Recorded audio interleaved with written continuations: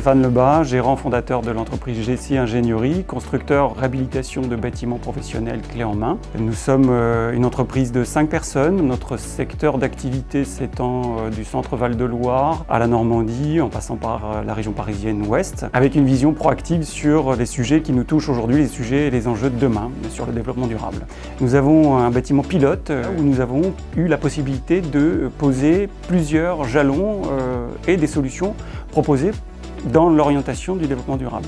Alors, il y a des menuiseries de refonte, il y a de la peinture à l'algue, des éclairages solaires extérieurs, des revêtements potentiellement absorbants de coves, de composés organiques volatiles, mais il y a aussi le fameux béton recyclé, parce que c'est un des postes les plus importants en dégagement de gaz à effet de serre.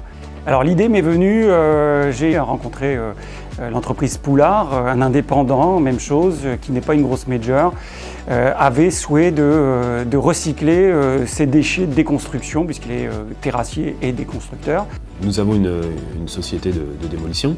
Nous démolissons aussi bien le garage dans le jardin du particulier que l'ouvrage d'art ou l'immeuble HLM. Nous les démolissons, nous ramenons tous les bétons de démolition sur notre site de recyclage.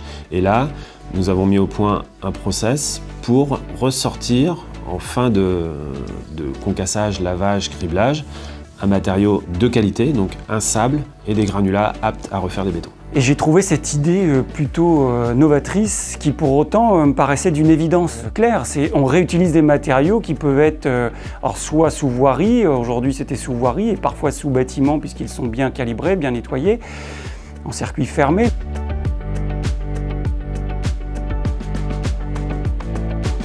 Stéphane a vraiment une vision écologiste du bâtiment, à avoir la plus faible empreinte possible de ses réalisations pour la planète. Et tout de suite, il a été intéressé par nos granulats. Et donc, il s'est dit, les futurs projets qui sont pas trop loin de l'entreprise Poulard, de Granudem, on va au moins essayer d'utiliser ces matériaux. Mais ça, c'est extrêmement important de pouvoir se dire, oui, on rencontre dans notre réseau des gens qui ont des idées et sur lesquelles on s'appuie pour aller un petit peu plus loin. Associé à ça, le CERIB qui me dit on vous accompagnera, on vous suivra tout autant que Stéphane Poulard parce que c'est notre métier, c'est quelque chose sur lequel on est attaché.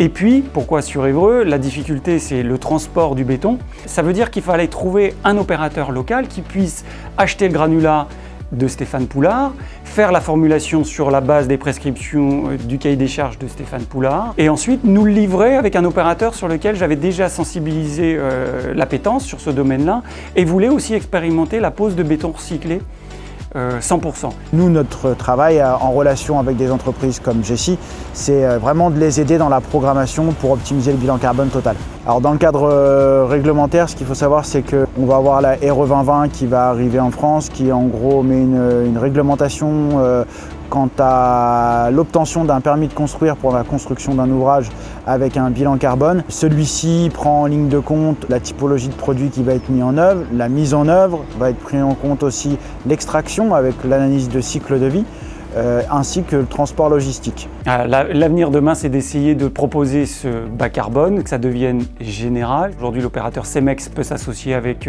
Hoffmann sur la distribution de béton bas carbone, et c'est d'aller le proposer en recyclé et d'aller encore un petit peu plus loin, c'est le recycler 100%.